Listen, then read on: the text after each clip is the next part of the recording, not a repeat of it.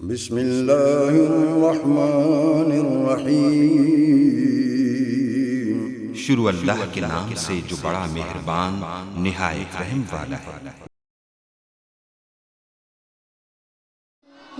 رب کو پیارے رب راضی ہے نانتے، ان رب کو پیارے رب راضی ہے نانتے، ایوین پیر چوم دے اسی اللہ والیاں دے، ان رب کو پیارے رب راضی ہے ناتے، ایوین پیر چوم دے اسی اللہ والیاں دے، ان رب کو پیارے خالق دی کل خدائی اے اناد بادشاہی، خالق دی کل خدائی اے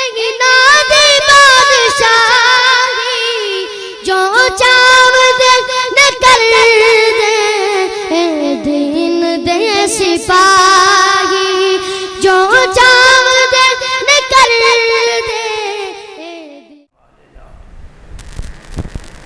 من يهده الله فلا مضل له ومن يضلل فلا هادي له، وأشهد أن لا إله إلا الله وحده لا شريك له، وأشهد أن سيدنا ومولانا محمدا عبده ورسوله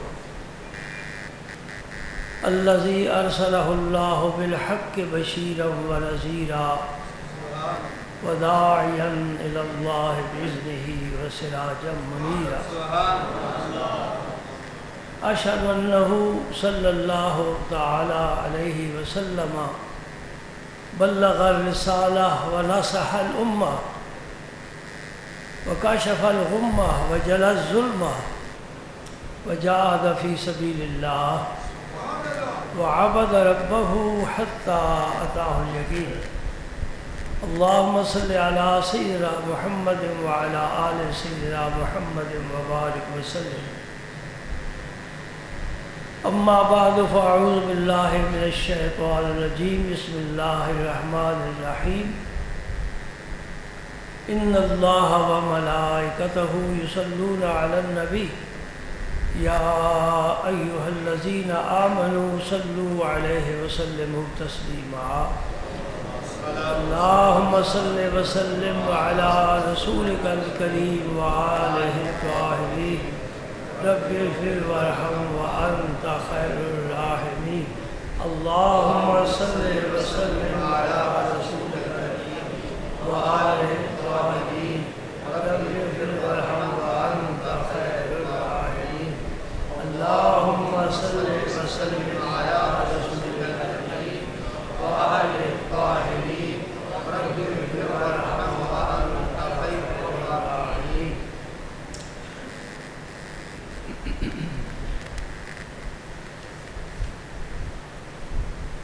حدیث پاک کا یہ باب جو گزشتہ جمعے میں نے شروع کیا تھا، باب السواک، اس میں کل 15 حدیثیں ہیں، اور 15 حدیثوں میں سے 6 حدیثیں ام المومنین حضرت سیدہ عائشہ صدیقہ رضی اللہ تعالی عنہا کی ہے، اور 9 حدیثیں 1.25 لاکھ صحابہ میں سے چند صحابہ کی ہے۔ اس سے آپ اندازہ لگا سکتے ہیں کہ ام المومنین عائشہ صدیقہ علمی حوالے سے کتنی مضبوط تھی اور کتنی حضور کے قریب تھی۔ یہ بڑی ذہانت کی بات ہے۔ ہم کسی موضوع کے متعلق شاید کوئی ایک حدیث بیان کر سکے، وہ بھی کتابوں سے۔ اکثر تو لوگوں کو ایک حدیث بھی یاد نہیں۔ اور عائشہ صدیقہ رضی اللہ تعالی عنہا کو جو احادیث یاد تھیں ان میں سے اس باب میں مسواک کرنا، اس باب میں وہ گویا اصل ہے۔ باقی جتنے محدثین کے پاس حدیثیں ہیں سب عائشہ صدیقہ کے پاس سے گئی ہوئی ہے۔ یہ علمی مقام ہے۔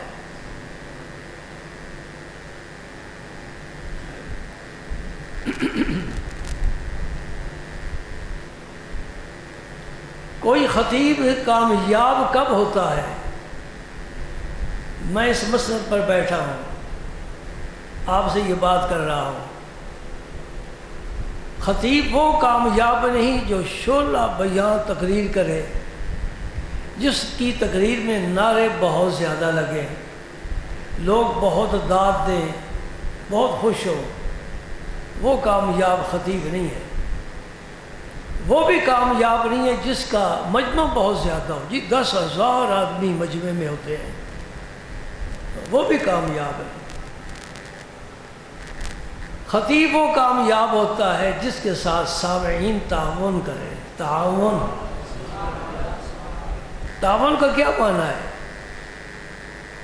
تعاون کا یہ معنی ہے کہ خطیب کی زبان سے یہ جملہ نکلے کہ یہ رسول اللہ نے فرمایا، سامعین فوراً اس پر عمل شروع کر دیں۔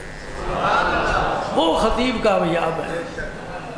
جس خطیب کے ساتھ اس کے نمازی، اس کے سامعین، اس کے ساتھ جمعہ ادا کرنے والے اس کی بات کو فوراً قبول کریں۔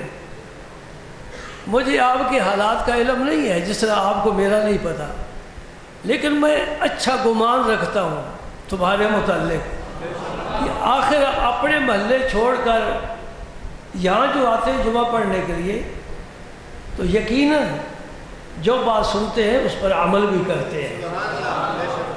گزشتہ جمعہ یہ امانت میں نے آپ کے سپرد کی تھی، آج پھر میں اس کو دہرانا چاہتا ہوں، اس لیے کہ مجھے اس مسواک سے بہت پیار ہے۔ اس لیے پیار ہے کہ میرے پیر و مرشد کو بہت پیار تھا، انہیں اس لیے یہ پیار تھا کہ اللہ کے نبی کو بہت پیار تھا۔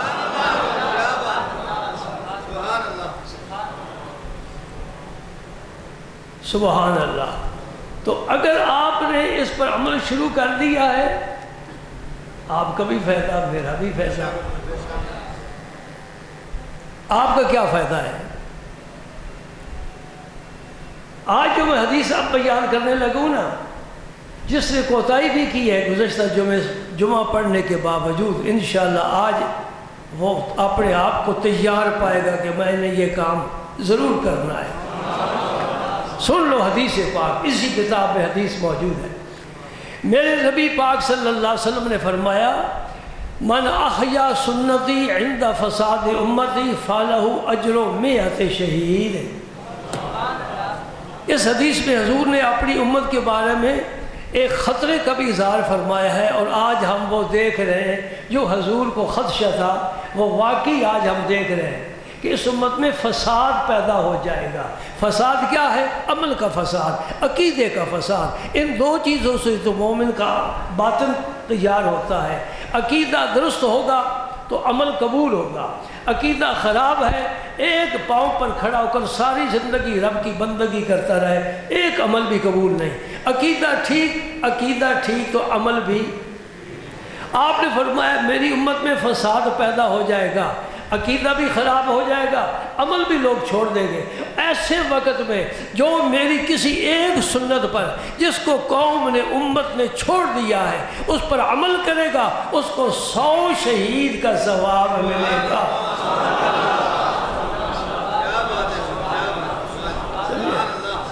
شہید کو گولی لگی، تلوار لگی، وہ اللہ کو پیارا ہو گیا، رب نے کہا آجا میں تجھے نئی زندگی دے دیتا ہوں۔ اس زندگی سے بہتر زندگی ہے، وہ فساد والی زندگی ہے، اور یہ میری رحمت والی زندگی ہے۔ تو ہمیشہ کے لیے زندہ ہو گیا۔ ایک دفعہ زخم کھایا، اور یہاں ضمناً میں بتا دوں، حدیث میں آتا ہے شہید کے جسم پر جب تلوار چلتی ہے اور اس کے جسم کے 2 ٹکڑے ہو جاتے ہیں، ہم یہاں 1400 سال سے واویلا مچا رہے ہیں کربلا کے شہیدوں کا۔ اللہ کا نبی فرماتا ہے یہ چونٹی کسی کو کاٹ لے اتنی تکلیف ہوتی ہے، اتنی ہی شہید کو تکلیف ہوتی ہے۔ یہ کوئی تکلیف ہے؟ آپ برداشت کرتے کہ نہیں کرتے؟ چونٹی نے کاٹ لیے تو کیا ہوا؟ ماشاءاللہ 6 فٹ کا جوان ہے، اتنی سی چونٹی ہے، اس کا منہ کتنا ہے، کتنی طاقت ہے، کتنا زہر ہے، کتنا اس نے چبایا اور دبایا ہے، کچھ فرق نہیں پڑتا۔ شہید کو بھی ذرا فرق نہیں پڑتا، بلکہ اللہ کی نعمتوں میں چلا جاتا ہے۔ اور یہاں ہم رونا رو رہے ہیں یا ماتم کر رہے ہیں اور یہاں ان کے دن منا رہے ہیں۔ اللہ اکبر، فرق سمجھ گئے؟ اب میں یقین کرتا ہوں، پہلے میرا گمان تھا، اب مجھے یقین آ جائے گا کہ انشاءاللہ جنہوں سے سستی ہوئی پورا ہفتہ، اس ہفتے میں وہ کوتاہی دور کریں گے اور 100 شہید کا ثواب، کوئی ایک سنت، اس سنت کو بھی لوگوں نے چھوڑ دیا۔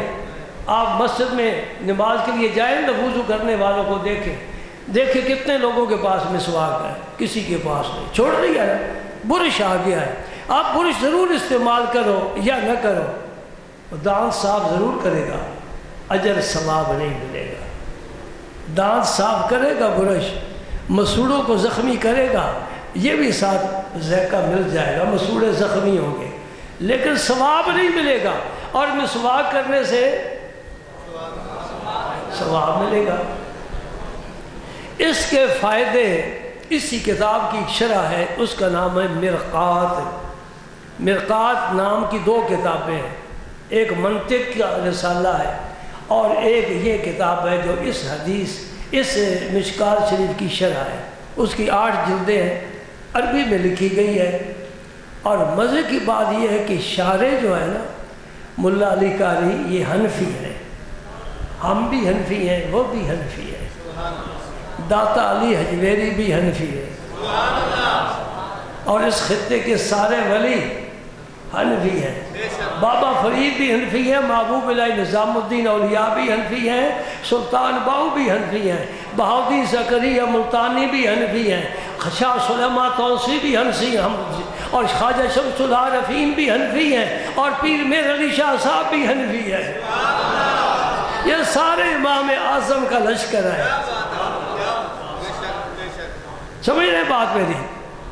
جتنے ولی اللہ ہیں اس خطے کے چمکتے ستارے، سب امام اعظم کی فقہ کی پیروی کر رہے ہیں۔ اور آج ایک نیا فرقہ پیدا ہو گیا، کہتا ہے امام اعظم کو چھوڑو، امام اعظم تو رسول اللہ ہے۔ بھائی وہ تو رسول اللہ ہے نا، وہ رسول اعظم ہے۔ انہوں نے اس حدیث میں لکھا ہے کہ جو آدمی مسواک کرتا ہے اس سے مسواک کرنے کے 70 فائدے حاصل ہوں گے، 1 2 3 10 20 نہیں، 70۔ فرماتے سب سے کم درجے کا فائدہ مسواک کرنے والے کو کیا حاصل ہوگا کہ دنیا سے جاتا ہوگا اور کلمہ پڑھتا ہوا جائے گا، آخری وقت اس کو کلمہ نصیب ہو جائے گا۔ من کان آخر کلامہ لا الہ الا اللہ دخل الجنہ۔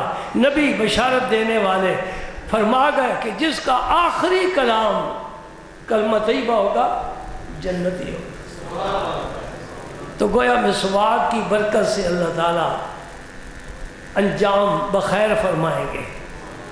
اور ساتھ ہی انہوں نے لکھا ہے کہ افیون جسے حفیم کہتے ہیں، بعض لوگ کھاتے ہیں، نشاور چیز ہے، اور ہر نشاور چیز حرام ہوتی ہے، یہ بھی حرام ہے۔ کھاتے ہیں لوگ، سود بھی کھاتے ہیں وہ بھی حرام ہے، جوا کھیلتے ہیں وہ بھی حرام ہے، شراب پیتے ہیں وہ بھی حرام ہے، رشوت کھاتے ہیں وہ بھی حرام ہے۔ ہم نے حلال حرام ملا دیا، کہتے بس کھاتے جاؤ دیکھا جائے گا۔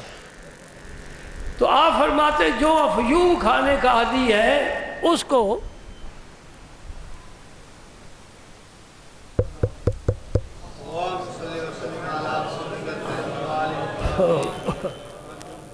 اللہ اللہم صلی علی سیدنا محمد وعلی آلہ. جو افیون کھانے کا عادی ہے اسے 70 نقصان ہوں گے، 70 نقصان. ان میں سے کم درجے کا نقصان یہ ہے کہ مرتے وقت کلمہ نصیب نہیں ہوگا. تو اب میں نے گویا آخری حد کو چھو لیا ہے مسواک کی فضیلت کے سلسلے میں. بس 2 باتیں بڑی عام ہیں نا. ایک تو یہ کہ 100 شہید کا ثواب ملے گا، اور دوسرا یہ کہ انشاءاللہ آخری ہجکی آئے گی تو زبان پر اللہ کے رسول کا نام مبارک ہوگا. اب میں نے جو حدیث بیان کی تھی اور اس میں 10 چیزیں شمار کی تھی، آپ کو شاید یاد ہے کہ نہیں یاد. کبھی ہم بھی تم بھی تھے آشنا، تمہیں یاد ہو کہ نہ یاد ہو.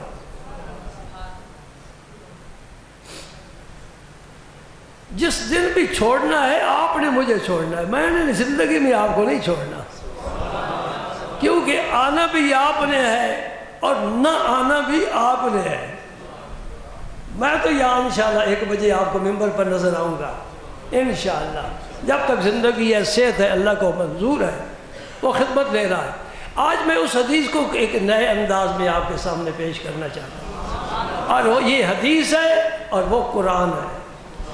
اور پہلے پارے سے شروع کرتے ہیں، اور واقعہ اللہ پاک نے ابراہیم علیہ السلام کا بیان کیا ہے.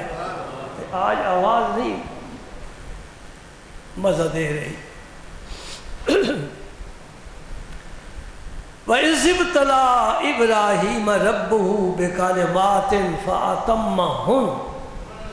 یہ اللہ کا بیان ہے اپنے ایک بندے کے بارے میں، جس بندے کو اللہ نے نبی بھی بنایا ہے اور خلیل بھی بنایا ہے. خلیل کیسے بنایا ہے؟ آ گئی نا قربانی. خلیل اللہ کی سنت تازہ کرے گی یہ قوم. جبریل امین کو بھیجا، فرمایا جاؤ ابراہیم کو بشارت سنا دو کہ میں نے تجھے اپنا خلیل بنا لیا ہے. ابراہیم علیہ السلام کے پاس جبریل امین آئے اور آ کر بیٹھ گئے. فرمانے لگے کہ آج اللہ پاک نے فیصلہ فرمایا ہے کہ ایک بندے کو خلیل بنانا ہے. ابراہیم علیہ السلام کا اتنا شوق بڑھا، جلدی بتا وہ کون آدمی ہے، میں اس کی زیارت کرنا چاہتا ہوں. اللہ اللہ، سبحان اللہ سبحان اللہ. بھائی شوق اور محبت، پیار، الفت، عشق، یہ ساری چیزیں وہی ہیں جو اللہ کی طرف جانے والی ہیں. اس زمین پر کوئی ایسا نہیں ہے جس کے ساتھ پیار کیا جائے. گئے مجنو گیا، لیلا بھی گئی. نہ اب لیلا ہے نہ مجنو ہے. اللہ سے جو پیار کرنے والے ہیں اللہ باقی ہے، اور جو اللہ سے پیار کرتے ہیں وہ زمین کے اندر جا کر بھی زندہ ہے. ان کی آستانے آباد ہیں، ان کی قبریں جاگتی ہیں، رات دن ان کی مزارات پر حاضری دینے والے حاضر ہو رہے ہیں. ابراہیم علیہ السلام نے پوچھا کہ جلدی مجھے بتاؤ. جبریل نے کہا میں زیادہ انتظار نہیں کراتا، وہ آپ ہی ہے. اس خوشی میں حضرت ابراہیم علیہ السلام بے ہوش ہو گئے. ہاں، کہاں میں کوئی شعر کا ذوق رکھتے ہو؟ کہاں میں کہاں نکہت گل، نسیم صبح تیری مہربانی. باغ میں پھول ہوتا ہے، ہم کہاں ہوتے ہیں؟ اس پھول کی خوشبو میرے پاس کیسے آئی؟ وہ باد صبا کے جھونکے کا احسان ہے کہ وہاں سے خوشبو چھڑا کر میرے پاس لے آئی ہے. بھولوں گا نا. اچھا چلو شعروں میں نہیں پڑھتے، حدیث اور قرآن صحیح ہے. وَإِذِ ابْتَلَىٰ إِبْرَاهِيمَ. میں جب ذوق آ جائے نا تو پھر میں موضوع چھوڑ دیتا ہوں، پھر اپنے ذوق کے پیچھے لگ جاتا ہوں. اب میں جانے لگا تھا، اللہ نے مجھے پھر قائم کر دیا قرآن پر. وَإِذِ ابْتَلَىٰ إِبْرَاهِيمَ رَبُّهُ بِكَلِمَاتٍ. اللہ نے ابراہیم علیہ السلام کو آزمایا چند کلمات کے ساتھ.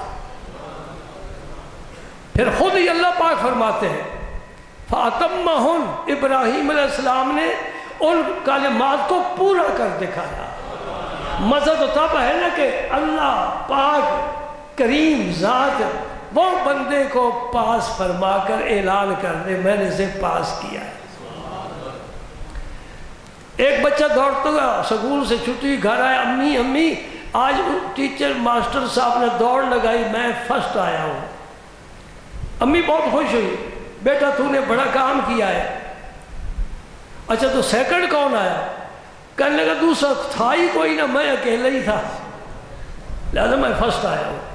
ہم یوں ہی فرسٹ آتے رہتے ہیں گھر میں بیٹھ کر، 2 سجدے کر لیں نا سمجھے ہم نے بڑی کمائی کی ہے. نہیں دوستو، یہ عشق کا میدان بہت لمبا چوڑا ہے.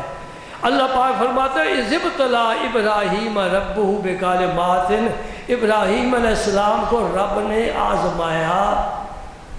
عند الامتحان یکرم الرجل او یوہان، یہ علامہ حریری کا فکرہ ہے کہ امتحان کے وقت پتہ چلتا ہے کہ کون کتنے پانی میں ہے. ویسے تو ساری 100/100 نمبر لینے والے ہیں. وہ چیزیں کیا تھی؟ یہی جو 10 چیزیں میں نے بیان کی ہیں یہی تھی، دوہرا دیتا ہوں. وہ 10 چیزیں کیا تھی؟ فرمایا لبوں کو کاٹے. ابراہیم علیہ السلام نے لبوں کو کاٹا. یہ فاؤل لے یا داڑھی بڑھائے، ابراہیم علیہ السلام نے داڑھی کو بڑھا دیا. 20 نمبر ہو گئے. یہ 100 نمبر کا پیپر ہے. آپ نے گھر جا کر اپنے نمبر گننے ہیں کہ آیا پاس کے بھی ہے کہ بس 0 بٹن. داڑھی کو بڑھا دیا. اللہ نے فرمایا بڑھا دے داڑھی، بڑھا دی. 3 نمبر مسواک کیا کر، فوراً مسواک بنا لیا، مسواک کرتے تھے. نمبر 4 انشاق الماء، ناک میں پانی چڑھا کر ناک کو صاف کرنا، جھاڑنا. نمبر 5 قص الاظفار، ناخن تراشنا. نمبر 6 غسل البراجم. یہ جو یہاں ہمارے تو کچھ ہے ہی نہیں، صحابہ کرام کے ماشاءاللہ بڑے ہاتھ ہوتے تھے اور وہی تلوار چلاتے تھے. یہ جو جوڑ کے اوپر گوشت اکٹھا ہو جاتا ہے نا، اس کے اندر بھی پانی پہنچانا، ان کو دھونا. اور نطف الابط، بغل کے بال صاف کرنا. حلق العانہ، منہ زیر ناف تراشنا. گنتے جا رہے ہو. انتقاص الماء، استنجا کرنا اور کلی کرنا. یہ 10 چیزیں ہیں جو اللہ نے ابراہیم علیہ السلام پر فرض فرمائی. اللہ پاک پھر فرماتے فاتمہن، ابراہیم نے پورا کر دکھایا. ایک حدیث میں آتا ختنہ بھی آتا ہے. ختنہ صرف مسلمان کرتے ہیں، ایمان والے، بے ایمان نہیں کرتے. ہندو سے نہیں ختنہ کرتے، صرف مومن کرتا ہے. اور یہ ختنہ بچے کا کرنا سنت ہے، اور بہتر یہ ہوتا ہے کہ بالغ ہونے سے پہلے کیا جائے. اور 7ویں دن کیا جائے تو زخم بھی جلدی ٹھیک ہو جاتا ہے، بچے کو تکلیف بھی زیادہ نہیں ہوتی. ابراہیم علیہ السلام نے کب ختنہ کیا؟ 80 سال کی عمر میں. اس وقت حکم آیا، پہلے نہیں آیا. آپ کی عمر مبارک 80 سال ہو چکی تھی. پھر رب نے فرمایا ختنہ کر. اب کرے کون؟ بالغ آدمی کا کوئی دوسرا تو کر نہیں سکتا. ابراہیم علیہ السلام نے اپنا ختنہ خود ہی فرمایا. پہلے جتنے نبی گزرے ہیں ان کے بارے میں آپ پوچھنا چاہیں گے کہ ان کے ختنے کیسے ہوتے تھے؟ وہ آتے ہی ختنہ شدہ تھے. یہ سب سے پہلے سنت ابراہیم علیہ السلام سے چلی ہے. ایک دوسرا کام سب سے پہلے ابراہیم علیہ السلام کا یہ ہوا ہے کہ داڑھی مبارک میں سفید بال نظر آئے. اس سے پہلے کسی آدمی کے بال سفید نہیں ہوتے تھے. خواہ 200 سال 500 سال عمر ہو جائے، بال سفید ہوتے ہی نہیں، کیونکہ نہ بیکری ہے، نہ حلوائی ہے، نہ چاہ کا بیڑا کوئی حرک کرتا ہے. لوگ بڑے صحت مند ہوتے تھے. ابراہیم علیہ السلام کے سفید بالائے شیشہ دیکھے، یا اللہ یہ کیا ہے؟ عجیب لگا. فرمائی یہ وقار ہے. وقار سمجھتے ہو؟ وقار. دعا مانگی مولا کریم اس کو اور زیادہ کر، اگر وقار ہے، عزت ہے، اور زیادہ کر. بال کھینچے نہیں، سفید نکال دو. نہ اس پر پینٹ کیا ہے. کچھ لوگ پینٹ کرنے کے بھی عادی ہوتے ہیں نا، وہ بھی نہیں کیا اصلی حالت میں. نبی کریم، ہمارے نبی کریم صلی اللہ علیہ وسلم بھی مختون پیدا ہوئے، یعنی آپ کا ختنہ دنیا میں نہیں کیا گیا بلکہ ختنہ شدہ پیدا ہوئے. اس لیے کہ یہ لاف جو ہے نا، اس کا تعلق شکم مادر کے ساتھ ہوتا ہے. بچہ رحم مادر میں ماں سے اس کے ذریعے غذا حاصل کرتا ہے، اور جب بچہ ماں کے پیٹ سے باہر آتا ہے تو اس کو کاٹ دیتے ہیں، اب اس کی ضرورت نہیں رہے۔ نبی پاک کا یہ رابطہ ماں کے پیٹ کے ساتھ تھا ہی نہیں، وہ مختون پیدا ہوئے، رب نے دنیا والوں کو بتا دیا کہ میرا مصطفیٰ دنیاوی غذا کا محتاج نہیں، جہاں ہوتا ہے میں روحانی غذا دیتا ہوں۔ یہ غیر مختون پیدا ہوئے، ختنے کی ضرورت نہیں پیدا ہوگی، نہ ناف کاٹی گئی اور نہ ہی ختنہ کیا گیا، اور آنکھوں میں سرما لگا ہوا تھا۔ سبحان اللہ، بال بڑے خوبصورت تھے۔ جو ہی آئے اور آ کر حلیمہ دائی نے دیکھا اور حضور نے حلیمہ کو دیکھا، حلیمہ کہتی ہیں اس پر رونے والے بچے نے مجھے مسکرا کر دیکھا۔ یہ میلاد کے موقع پر بیان کریں گے انشاءاللہ۔ تو یہ ابراہیم علیہ السلام کے لیے ضروری قرار دیا گیا، انہوں نے ان کو پورا کیا۔ اس کے علاوہ جو بھی رب کا حکم آتا گیا ابراہیم علیہ السلام تیار ہے اس کے لیے۔ سبحان اللہ وبحمدہ سبحان اللہ۔ دو فائدے مسواک کی اور بھی میں نے بتائے، ایک دنیا میں ایک آخرت میں۔ دنیا میں کیا ہے؟ منہ صاف ہو جاتا ہے، آخرت میں مرضات للرب، اللہ راضی ہو جاتا ہے بندے سے، مسواک کرنے سے اللہ راضی ہو جاتا ہے۔ اور آپ کو یقین آ جائے گا میری بات پر، سب صحابہ مسواک کرتے تھے، اور جب مسجد میں آتے تھے تو مسواک ان کے کان پر ہوتے تھے، جہاں ماسٹر جی قلم رکھتے ہیں یہاں مسواک ہوتا تھا۔ بڑا پیار تھا، میرے نبی پاک کو بہت پیار تھا مسواک کے ساتھ۔ عائشہ صدیقہ رضی اللہ تعالی عنہ کی حدیث ہے جس کو ابو داؤد نے روایت کیا ہے، فرماتی ہیں کہ نبی پاک صلی اللہ علیہ وسلم مسواک فرماتے، پھر مجھے دیتے کہ عائشہ دھو کر رکھو۔ اب میں ایک بات عجیب کرنے لگا ہوں، اس کی شرح میرے پاس دو ہیں، ایک ہمارے مسلک کے ہیں مفتی احمد یار خان صاحب، ایک علماء دیوبند سے ہیں کراچی کے، اصل وہ سوات کے ہیں، انہوں نے بھی اس کی حدیث کی شرح لکھی ہے۔ میں یہ پڑھ کر سوچنے لگ گیا یا اللہ یہ مولوی ہمیں کدھر لے جانا چاہتے ہیں؟ ایک کہتا ہے کعبہ ادھر ہے، دوسرا کہتا ہے نہیں ادھر ہے، ایک کہتا ہے ادھر منہ کر، دوسرا کہتا ہے ادھر منہ کر۔ آج آدمی پریشان ہو جاتا ہے۔ ہم تو چھان کر اور پڑھ کر آپ کے پاس لاتے ہیں نا، وہ سارا کچھ ہم کمرے میں بیٹھ کر کرتے رہتے ہیں کہ ادھر قبلہ ہے کہ ادھر قبلہ ہے، پھر کمپاس لے کر دیکھتے رہتے ہیں کہ کس مولوی کا صحیح رہنمائی کی ہے۔ وہ جو کراچی والے مولوی صاحب ہیں نا، انہوں نے لکھا ہے کہ مسواک کرنے کے بعد اس کو الٹا رکھو، یعنی جو ریشہ منہ میں لگائے جاتے ہیں نا وہ زمین پر رکھو۔ اس کے دو فائدے بتاتے ہیں، ایک فائدہ تو یہ بتا دے کہ پانی نچڑ جائے گا اور وہ ریشے خراب نہیں ہوں گے، یہ تو واقعی تجربے والی بات ہے۔ اور دوسری بات وہ یہ کہتے ہیں کہ زمین کی مٹی میں نوشادر ہوتا ہے، اس نوشادر کی وجہ سے بھی مسواک خراب نہیں ہوگا۔ اور دھڑمنے والی میں تقریر نہیں نہ کر رہا، اس لیے آپ ٹھنڈے ٹھنڈے بیٹھے ہو، اور یہ باتیں بڑی اہم ہیں، آپ کے دلوں میں اترتی جا رہی ہیں۔ میں نعروں کا شوقین بھی نہیں، میرے پیر و مرشد بھی جب خطاب فرماتے تھے پہلے منع کرتے تھے کوئی نعرہ نہ لگائے، اس لیے میں بھی نعرے پسند نہیں کرتا۔ انہوں نے کہا مسواک کو یوں رکھو، یعنی مسواک کا سر نیچے ٹانگیں اوپر، اور مفتی صاحب نے لکھا ہے کہ مسواک کرو دھو کر اسے سیدھا رکھو، جیسے آدمی سیدھا ہوتا ہے سر اوپر ٹانگیں نیچے۔ اب وہ کراچی والے مولوی صاحب کی بات آپ پسند کریں گے کہ گجرات کی بات پسند کریں گے؟ ہم تو اپنے مفتی کی بات کو پسند کریں گے نا۔ اور یہ اصول بھی ہے کہ مسواک جہاں جس مسجد میں جاؤ، دیہات میں جاؤ، شہروں میں جاؤ، میں مسواک پڑے ہوتے ہیں، کوئی بھی الٹا نہیں ہوگا، انشاءاللہ سیدھے ہوں گے، اس لیے کہ ہم سب سیدھے ہیں، ہمارا کوئی عقیدہ الٹا نہیں ہے، سب عقیدے ہمارے سیدھے ہیں جی۔ ان کو ہم کچھ نہیں کہتے، اپنا کام کرو، لیکن یہ بات تو میں نے سمجھا دی نا کہ یہ پریشانی ہے ہمیں مطالعے کرنے والوں کو ہوتی ہے کہ اب سیدھے ہو کر بیٹھے کہ سر نیچے کر کے عبادت کرے۔ عائشہ صدیقہ رضی اللہ تعالیٰ فرماتی کہ حضور مجھے مسواک دیتے، میں دھوتی، دھونے سے پہلے میں بھی وہ مسواک کر لیا کرتی۔ تو مسئلہ سمجھ میں آ گیا کہ مردوں کے لیے بھی سنت ہے عورتوں کے لیے بھی سنت ہے۔ ہاں عورتیں ذرا مسواک آہستہ کریں، اس لیے کہ ان کے مسورے زیادہ نرم ہوتے ہیں، خود نرم نہیں ہوتی۔ اللہم صلی علی محمد۔ خود نرم نہیں، مسورے اس لیے کہ ایم اے ڈبل ایم اے کیا ہوا ہے، خود نرم کہاں سے ہو؟ اور شور نامدار تو صرف میٹرک فیل ہے نا، البتہ نامی کلاس کا امتحان پاس کیا ہوا ہے، تو مسورے نرم ہوتے ہیں۔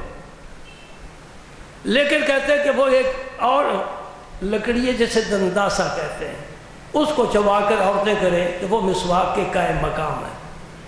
عورتوں کے لیے بھی یہ سنت طریقہ ہے مسواک استعمال، عائشہ صدیقہ نے بتایا ہے۔ تو سنو اور سمجھو اور پھر جمعہ پڑھو۔ آخری لمحات ہیں میرے پاک نبی کے، اس دنیا کو آپ چھوڑنا چاہتے ہیں اور آج جانا کہاں چاہتے ہیں؟ جہاں سے آئے تھے۔ یہ یاد رکھو، ہم بھی زمین کی پیداوار نہیں ہیں، وہ تو کھاتے ہیں جو زمین سے اگتا ہے، ہم بھی اوپر سے آئے ہوئے ہیں، لیکن ہماری ذرا اوپر کچھ اور منظر تھی، ان کی کچھ اور تھی۔ جو جاتا ہے انا للہ و انا الیہ راجعون، راجع کا معنی جہاں سے آئے ہو وہاں پلٹ کر جاؤ۔ ہم یہاں کے نہیں ہیں، اوپر سے آئے ہوئے ہیں، اس لیے ہم میں نبی ہیں، جنات ہم سے زیادہ قوی ہیں، وہ ہمیں دیکھتے ہیں، ہم انہیں نہیں دیکھ سکتے، لیکن جنات میں آج دن تک کوئی نبی رسول نہیں ہوا، وہ بھی ہمارے تابع ہے۔ یہ تیری میری کمزوری اگر سے ڈرتے ہیں، اس لیے کہ ہم کمزور ہیں۔ اگر مومن قوی ہو جائے، ایک صحابی کہنے لگے کہ ایک ہم میں سے ساتھی جنگل میں تنہا جا رہا تھا، آگے ایک جن آ گیا، ایک جن آ جائے نا تو سب کو وضو دوبارہ کرنا پڑے گا۔ میں صحیح کہہ رہا ہوں؟ وہ جن کہنے لگا میرے ساتھ کشتی کرنی ہے، ہمارے ساتھی نے کہا ہاں میں نے کرنی ہے۔ یہ میں ایک تفسیر کا واقعہ آپ کو سنا رہا ہوں، تفسیر مواہب الرحمن۔ جن نے کہا تیار ہو جائے، تو میں تیار ہوں، کشتی ہوئی، اس صحابی نے جن کو گرا لیا۔ کون کبھی ہے؟ جن کو گرا لیا۔ اٹھا جن، کہتا پھر کشتی کرو، میں کہا پھر کرتا ہوں، انہوں نے پھر گرا لیا، 2 دفعہ گرایا جن کو انسان نے۔ آپ ایسے انسان ہیں جنہیں جن گرا رہے ہیں، اور جی غش پہ گیا، ہاتھ پاؤں ٹیڑھے ہو گئے، جی کمزوری ہے نا، اعصاب کمزور ہو چکے ہیں، روح تکڑی ہو نا، تگڑی پھر نہیں کہتے۔ وہ سننے والا صحابی اس سے پوچھتا ہے کہ وہ کون آدمی ہے ہم میں سے، کون صحابی ہے جس نے جن کو 2 دفعہ گرایا؟ تو انہوں نے فرمایا تیرا کیا خیال ہے کون ہو سکتا ہے؟ دیکھنا ذرا، دیکھنا ذرا۔ تو وہ کہنے لگا میرا تو خیال ہے عمر کے بغیر کوئی نہیں ہو سکتا۔ تو فرمایا عمر ہی تھے جنہوں جن کو 2 دفعہ گرایا۔ حضرت سلیمان اسلام کے دربار میں ایک انسان ہے، ایک جن ہے، دونوں کی بات ہو رہی ہے۔ وہ فرماتے ہیں مجھے تخت بلقیس کا تائیے، وہ آ رہی ہے، چل پڑی ہے سبا ملک سے، اس کے آنے سے پہلے اس کا ملک، اس کا تخت بہت بڑا تخت تھا، اس پر کئی چھوٹے چھوٹے کیبن بنے ہوئے تھے وہ زرع کے لیے، اور بڑا اس پر کام سونے کا، ہیرے جواہرات کا بڑا قیمتی تھا۔ وہ کون لاتا ہے میرے پاس؟ تو جن اٹھ کھڑا ہوا، میں لاتا ہوں۔ کتنی دیر میں؟ حضور آپ کی کچہری دوپہر تک رہتی ہے، کچہری برخاست ہونے سے پہلے پہلے میں پیش کر سکتا ہوں۔ وہ کالا افریت من الجن، افریت کہتے ہیں جو بڑا ہی خبیث قسم کا جن ہو، سب سے زیادہ شیطان ہو۔ اس نے کہا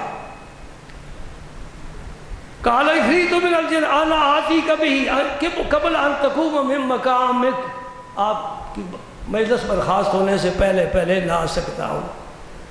ملک سبا کہاں ہے؟ سلیمان علیہ السلام کا تخت کہاں ہے؟ وہاں سے وہاں جانا، تخت کو اٹھانا اور اتنی جلدی لے کر آ جانا کہ بلقیس نہ پہنچنے پائے۔ اس کا مطلب ہے کہ اللہ نے انسان کو اختیار اور طاقت دی ہے، یہ جن ہے۔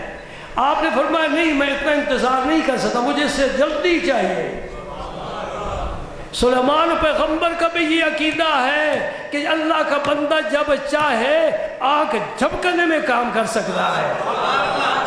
یہ تو قرآن ہے نا، اس سے کوئی ضعیف نہیں کہہ سکتے۔ حدیثوں کہتے ہیں ضعیف ہے، یہ قرآن ہے، یہ کبھی ضعیف نہیں ہوا۔ 1400 سال گزرے، 14,000 سال بھی گزر جائے، قرآن قوی ہے، مضبوط ہے۔ اللہ نے ایسی کتاب بھیجی ہے، کبھی زمانہ اس کی کسی جزئی کو جھٹلا نہیں سکتا۔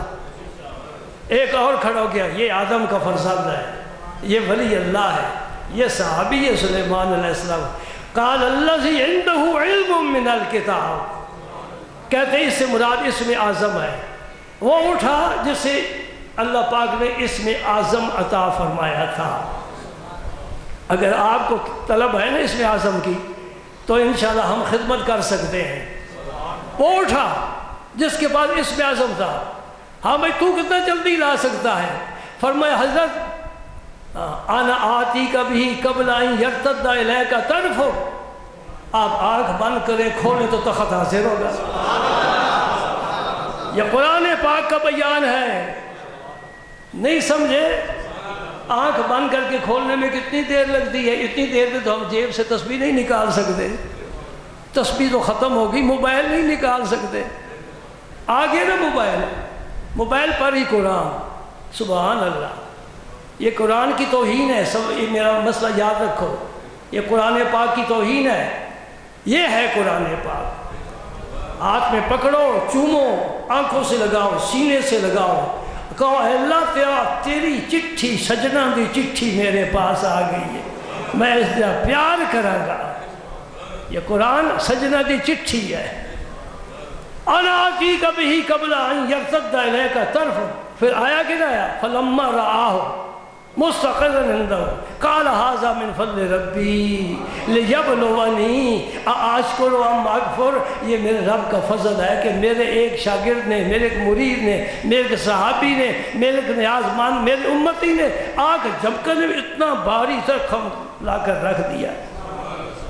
آیا جی آگے نا قرآن کہتا ہے، واقعہ سلیمان السلام کا ہے، رب کو ان کی بات یہ پسند آئی نا تب قرآن میں ذکر کی، ورنہ پہلا قصہ تھا ختم ہو جاتا، بڑے واقعات ختم ہو گئے۔ کیوں دیا یہ؟ کیوں بیان کیا؟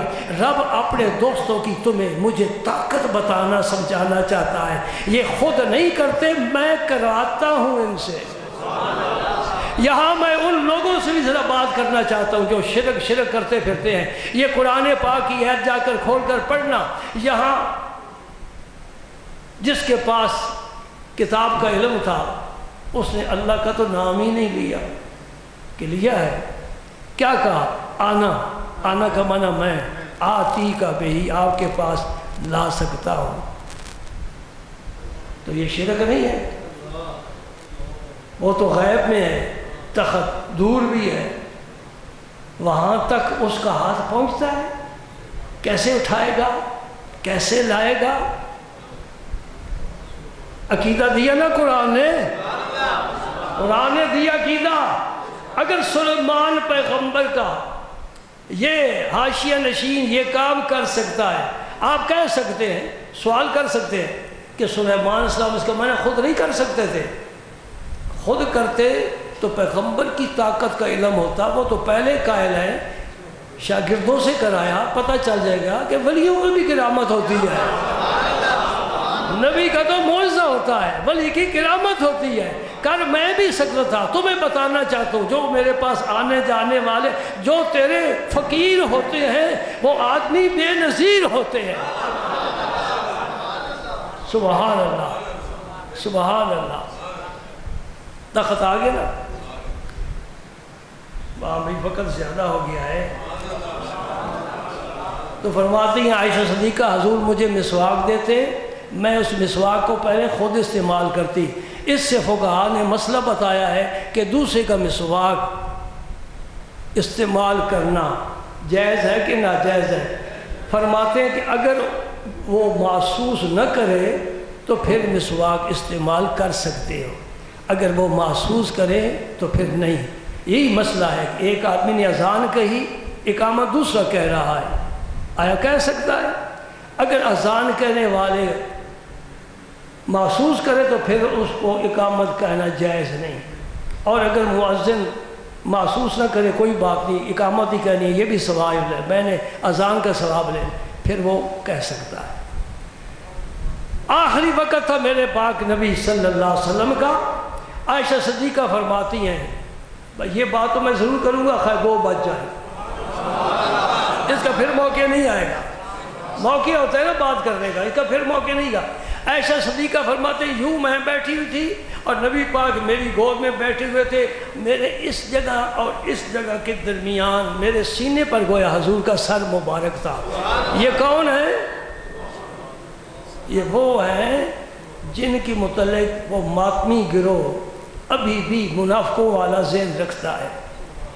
قرآن کی سورہ نور میں آیتیں بھی آئیں، قرآن اترا، نبی نے ممبر پر چڑھ کر وہ آیتیں سنائی، سب صحابہ سر جھکا گئے، عائشہ صدیقہ کی پاک دامنی کا ڈنکا آسمانوں پر بجا، اور ابھی تک یہ بے ایمان منافق اس بات پر یقین نہیں رکھتے اور ام المومنین کے بارے ذہن گندہ رکھتے ہیں۔ یہ تو اللہ کی عطا ہے نا، کسی کو 2 آنکھیں دیتا ہے، کسی کو 1 دیتا ہے، کسی کو 1 بھی نہیں دیتا، یہ اللہ کی عطا ہے، یہ اللہ کی عطا ہے۔ کسی کی ایمان دیتا ہے، کوئی کفر پر مر جاتا ہے، کوئی کسی فرقے میں ہے، کوئی کسی تنظیم کے ساتھ ہے، تمہیں میں ضرور مبارک دینا چاہتا ہوں، اللہ پاک نے تمہیں بہترین عقیدہ عطا فرمایا، بہترین عقیدہ عطا فرمایا، پاک ہے، پاک ہے، پاک ہے نبی کا گھرانہ، نبی کا گھرانہ پاک ہے۔ وَيُطَهِّرُكُمْ تَطْهِيرًا، اگر یہ آپ آیتیں پڑھیں، یہ پیچھے سے جتنی آیات آ رہی ہیں سب ازواج مطہرات کی شان میں ہیں، سب پاک ہے، ایک ایک فرد پاک ہے۔ نبی کا شہر بھی کہتے ہیں نا مدینہ پاک، پھر وہ بھی پاک ہے، سبحان اللہ۔ عائشہ صدیقہ فرماتی کہ میرا بھائی آ گیا عبد الرحمن، اس کے ہاتھ میں مسواک تھا، دور تھا مسواک کا، موبائل کا نہیں، آج ہر ہاتھ میں موبائل تو ہے، ہر جیب میں مسواک نہیں، دیکھ لیں۔ یہ کل کی بات میں سناتا ہوں آپ کو، یہ 14 اگست کی، سناؤں کہ نہ سناؤں؟ ہم نے کون سا دن منایا؟ آزادی کا دن، جس دن پاکستان آزاد ہوا، انڈیا تقسیم ہوا، ہندوستان ادھر پاکستان ادھر۔ یہ کس دن ہوا تھا؟ پاکستان کس دن بنا؟ وہی بات پھر کرتے ہو۔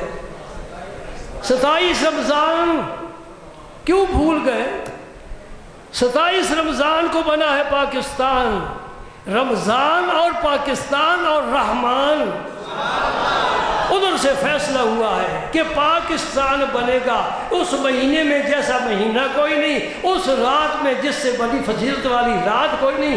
میں ایسا ملک دوں گا اس قوم کو کہ یہ سونے کی چڑیا ہے۔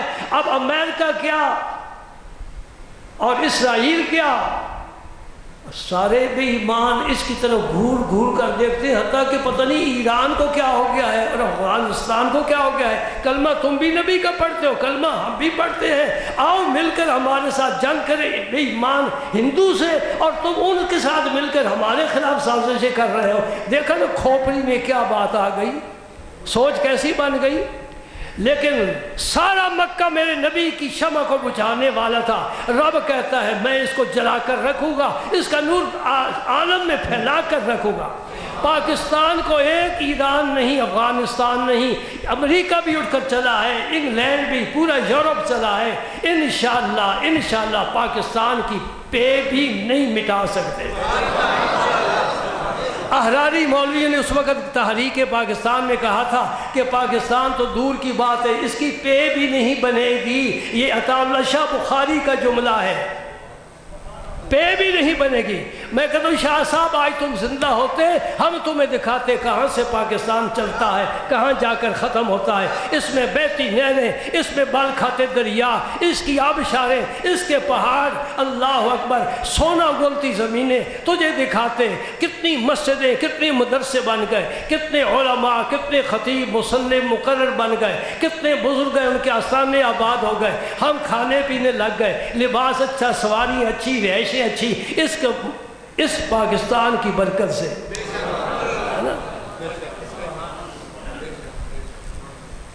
اب وہ مولوی کہتے ہیں یہ پاکستان ہمارا ہے. میں کہ تمہارا کیسا ہے, تم تو کرایہ دار ہو, مالک تو ہم ہیں.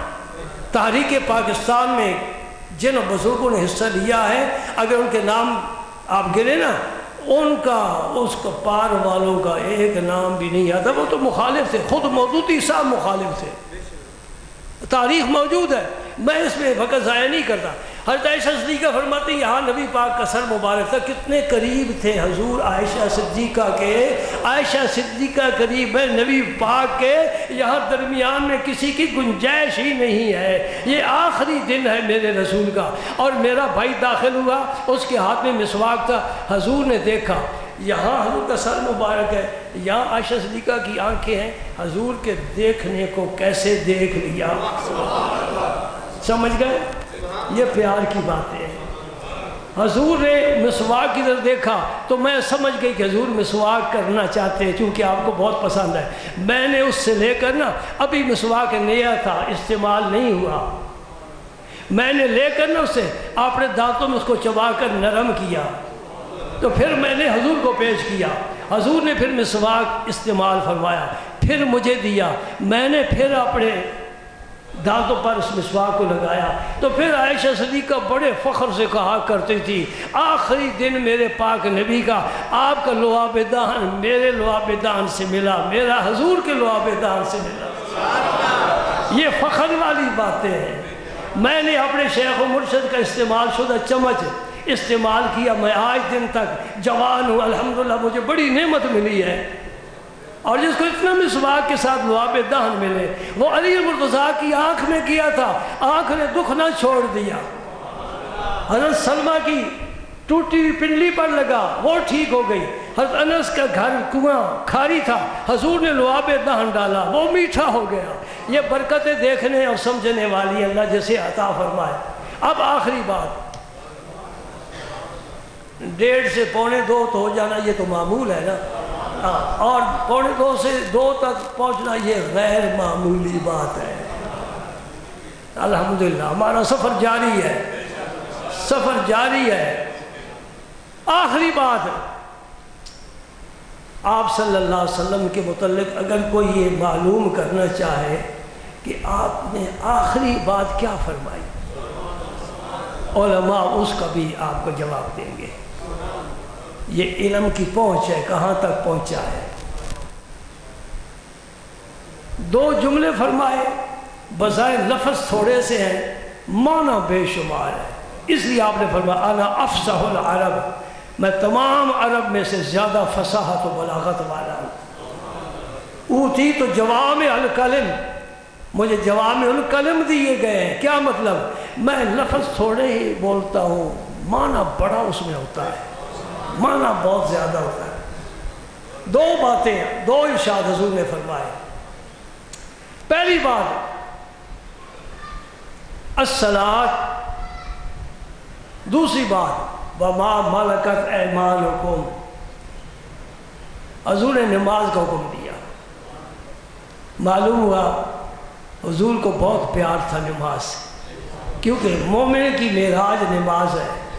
آپ نے فرمایا قرۃ عینی فی الصلاۃ, میری آنکھوں کی ٹھنڈک نماز میں ہے. آپ سفر میں تشریف لے جاتے تو تھکاوٹ محسوس کرتے, حضرت بلال کو آواز دیتے, بلال ادھر آ گئے. فرمایا احلا یا بلال, اے بلال ہماری راحت کا انتظام کرو, ہماری راحت کا. تو بلال سمجھ جاتے اور اذان کہتے, صفیں درست ہو جاتی, نماز پڑھی جاتی, راحت ملتی. آپ بھی تجربہ کر کے دیکھ رہے ہیں, طویل سفر پر جا رہے ہیں, اپنی گاڑی پر تھکاوٹ تو محسوس ہوتی ہے, راستے میں رک کر چائے قہوہ پیتے ہیں, لیکن تھکاوٹ نہیں اترتی. جب وضو کر کے آپ نماز پڑھیں گے نا, آپ تازہ دم ہو جائیں گے. یہ قرۃ عینی فی الصلاۃ. تو آپ نے حکم دیا الصلاۃ, میری امت نماز کے بارے میں کبھی سستی کوتاہی نہیں کرنا. وما ملکت ایمانکم, اور اپنے جو ماتحت ہے نا, ماتحت چھوٹا بھائی ہے, بیوی ماتحت ہے, خادم ہے, سیل مین ہے, تنخواہ دار ہے, ڈرائیور ہے, غلام ہے, شاگرد ہے, مرید ہے, یہ سب ماتحت ہے. ان کے ساتھ حسن سلوک کرنا. وہ عبادات کی سردار ہے نماز، یہ معاملات کی سردار ہے۔ حضور کی حدیث پاک معاملات کی سردار ہے۔ میں نے چلو میں اپنی کیا بات کرتا ہوں، چھوڑو، علی المرتضیٰ کی بات کرتا ہوں، پھر نماز پڑھتے ہیں۔ آپ کا غلام تھا زر خرید، اس کے حقوق کم ہوتے ہیں۔ اللہ اکبر۔ آپ نے دیکھا کہ اس کے جسم پر چادر نہیں ہے، اس کو چادر کی ضرورت ہے۔ آپ اسے لے کر بازار چلے گئے، دکان پر چلے گئے۔ وہ بازار ہماری طرح کے تھے نہیں نا، وہ بازار جن میں صحابہ خرید و فروخت کرتے ہیں، جس بازار میں قرآن کا نور ہے، حدیث کا راج ہے، عورت گزر نہیں سکتی اس بازار میں سے۔ عبداللہ بن عمر روزانہ صبح بازار چلے جایا کرتے تھے، سارا بازار پھر کر آتے تھے۔ ایک دوست آیا ملنے کے لیے، فرمایا بیٹھنے نہیں ہے، چلو بازار چلتے ہیں۔ اس نے سمجھے شاید کوئی خریداری کرنی ہے، آپ نے کوئی خریداری نہیں کی، بازار سے پھر کر واپس آ گئے۔ انہیں کہتا تھا یہاں بیٹھتے تو کوئی حدیثیں بیان ہوتی، کوئی قرآن پاک پڑھتے سنتے، آپ بازار لے گئے۔ فرمایا میرا روز کا معمول ہے، میں بازار جاتا ہوں۔ حضور کیوں جاتے ہو؟ فرمایا ہر ایک کو سلام کہنے کے لیے۔ بازار میں اس لیے جاتا ہوں کہ آپ حضور نے فرمایا سلام عام کرو، تو میں سلام عام کرنے کے لیے، سلام کا جواب لینے کے لیے بازار جاتا ہوں۔ یہاں میں ایک مسئلہ اور بھی بتا دوں، آپ پوچھنے تو آتے نہیں نا، تو اس وقت ہی قابو آتے ہیں۔ میں نہیں اٹھوں گا خواہ 3 بج جائے، آپ کی مجال نہیں، کوئی بھی نہیں اٹھ سکتا تھا۔ آپ میں سے کوئی ایم این اے نہیں ہے، اگر ایم این اے بھی ہوتا تو بیٹھا رہتا، وزیر بھی ہوتا تو بیٹھا رہتا۔ یہ ممبر کی برکت ہے، ممبر والا نہیں اٹھے گا تم بھی نہیں اٹھو گے، اور ممبر والا اٹھ جائے گا پھر تم بھی نہیں ملو گے۔